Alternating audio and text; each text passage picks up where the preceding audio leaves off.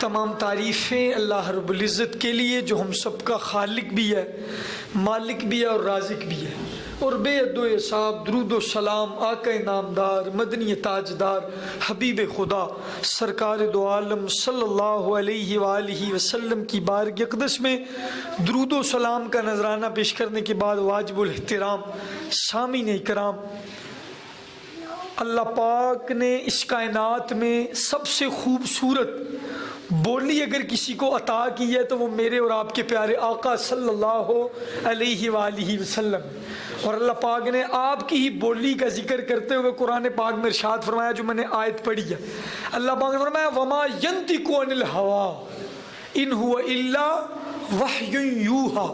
اللہ پاک نے فرمایا میرا محبوب جب بولتا ہے نا تو وہ خود نہیں بولتا، اس میں رب بولتا ہے۔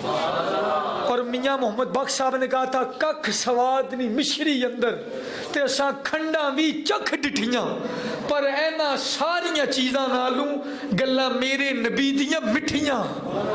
اور وہ ناصر شاہ نے کہا تھا کہ رب جی تو بول دا حضور وچوں بول دا۔ تو اس کائنات کی سب سے میٹھی بولی، سب سے سکون والی بولی اور حکمت والی بولی میرے اور آپ کے نبی پاک صلی اللہ علیہ وآلہ وسلم کی بولی ہے۔ اور ہم شرعی زبان میں، اسلام کی زبان میں، شریعت کی زبان میں سرکار کی بولی سے جو بات نکلی ہم اس کو حدیث رسول کہتے ہیں۔ آج میں نے چند احادیث آپ کے سامنے پیش کرنی ہے، اللہ پاک سے دعا ہے وہ میری زبان پر کلمت الحق جاری فرمائے۔ وہ میری باتیں نہیں ہوں گی، وہ میرے اور آپ کے نبی کی باتیں ہوں گی، اور ایک ایک بات میں زندگی گزارنے کا ڈھاب ہے، اور زندگی سنور جاتی ہے اگر بندہ ان فرامین کو، ان احادیث کو اپنے آپ پر لاگو کر لے۔ تو سنیں میں اپنی گفتگو کا آغاز کرتا ہوں۔ ایک بزرگ ہوئے ہیں جن کا نام ہے حضرت ابو بکر بن داسا۔ کیا نام لیے جی میں نے؟ حضرت ابو بکر بن داسا رحمت اللہ تعالی علیہ۔ آپ فرماتے ہیں کہ میں نے امام ابو داؤد سے یہ روایت کی ہے، امام ابو داؤد سے روایت کی ہے۔ وہ فرماتے ہیں کہ مجھے اللہ کے فضل اور رسول اکرم صلی اللہ علیہ وآلہ وسلم کی نظر عنایت کی وجہ سے مجھے رسول پاک صلی اللہ علیہ وآلہ وسلم کی 5 لاکھ حدیثیں یاد تھیں۔ کن کو؟ امام ابو داؤد رحمت اللہ تعالی علیہ کو 5 لاکھ حدیث یاد تھی زبانی۔ آپ فرماتے ہیں میں نے نا ان کو خلاصہ تیار کیا 5 لاکھ حدیثوں کا، تو آپ فرماتے ہیں میرے پاس 8000 احادیث بچ گئی۔ فرماتے ہیں اس میں سے میں نے زہد و مناقب، فضائل اور دیگر احکام کی کچھ حدیثیں نکال کر پھر اس کا خلاصہ تیار کیا، تو 8000 حدیثوں کا جب میں نے پھر خلاصہ تیار کیا تو میرے پاس 400 حدیثیں رہ گئی۔ فرماتے ہیں پھر میں نے 400 حدیثوں کا خلاصہ تیار کیا تو لوگوں میرے پاس صرف اور صرف سرکار کی 4 احادیث مبارکہ بچی۔ اور وہ فرماتے تھے یہ دین کی بنیاد ہے، دین کی جڑ ہے، اور وہ کہتے تھے یہ 4 حدیثیں ہر مسلمان کو آنی چاہیے۔ اور یہ اتنی مشہور ہے، میں سے ایک تو ایسی ہے جو ہر مسلمان کو زبانی یاد بھی ہے، اور کئی مرتبہ آپ نے سنی ہوگی اور کئی لوگوں کو یاد ہوگی۔ ویسے تو میرے اور آپ کے پیارے آقا صلی اللہ علیہ وسلم کی ہر حدیث میں کمال ہے، ہر ایک کی اپنی خوشبو ہے، لیکن امام ابو داؤد نے 5 لاکھ پھولوں میں سے ہمیں 4 نمایاں پھول نکال کر اور فرمایا یہ کمال کے، یہ جوامع الکلم سے ہیں اور دین کی جڑ ہے، اسلام کی جڑ ہے یہ 4 احادیث۔ توجہ ہے جی، 5 لاکھ حدیثوں کا خلاصہ، 5 لاکھ حدیثوں کا خلاصہ 4 حدیثیں۔ اس میں سے پہلی حدیث آپ نے فرمایا کہ سرکار دو عالم صلی اللہ علیہ وسلم کا بڑا پیارا فرمان ہے جس کو حضرت عمر فاروق رضی اللہ تعالیٰ نے روایت فرمایا، یہ وہ ذات ہے جس سے شیطان بھی بھاگتا ہے، اور اس کا ذکر شیطان کو عظم ہے، الشیطان یفر من ظل عمر، شیطان عمر کے سائے سے بھی بھاگ جاتا ہے۔ اب ادھر سنیں، حضرت عمر فاروق رضی اللہ عنہ کی روایت ہے، ان 5 لاکھ حدیثوں کا خلاصہ 4 حدیثیں، ان میں سے پہلی حدیث جو حضرت عمر فاروق رضی اللہ عنہ روایت کرتے ہیں اور بخاری کی حدیث ہے، کیا فرمایا سرکار نے؟ انما الاعمال بالنیات۔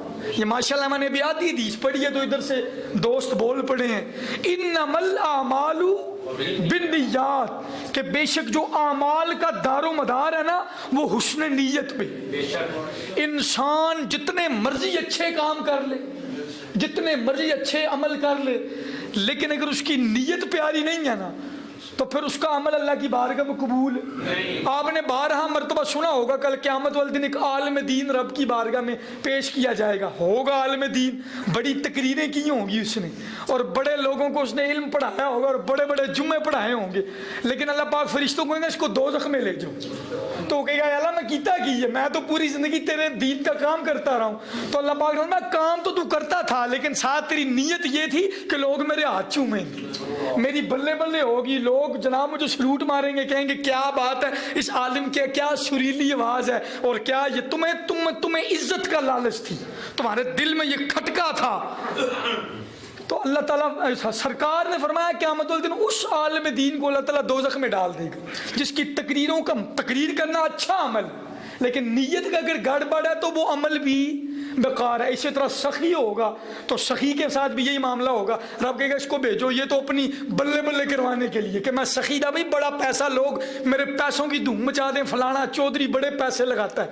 تو اللہ تعالیٰ نے کہا دنیا میں تجھے عزتیں دے دی، اب بس ختم۔ اسی طرح حافظ قرآن کا، عالم دین کا، ایک مجاہد کا جو جنگیں لڑا اس کی بھی نیت میں گڈمڈ ہوگی کہ لوگ مجھے بہادر کہیں، میری بلے بلے ہو۔